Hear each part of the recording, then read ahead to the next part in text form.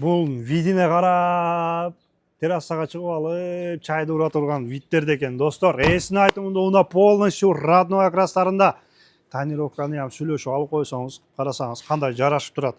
Машинанын видине сөз жок, достор. Эсине айтымында полностью родной окрастарда богатый LED оптикаларды көрүп турасыңар. Сырт кабалдары жакшы, достор.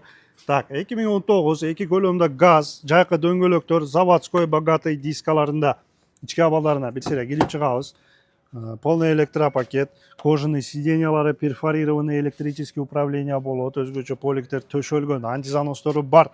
Баскан чакырымы 321 миң көрсөтүп турат. Торпеда лобовойлору таза и өтө приятный.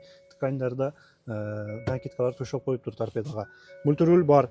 Климат управлениялары, абду подогрев сидений водительскийде и автомат-типтроник коробкаларында. Достор, эко режим каралган, ички абалдары жакшы, эмне онусун ham карайтырып коюп турат. Алькантара менен атайын, достор. Тонировкага жарашымдуу турсун деп. Аркы жактарын ham бир сире көрүп коесуңар. Аркы жактары ham жакшы абалдарда, и бир гана дагы сызыктары жок. Состоянияларда карасаңар, достор.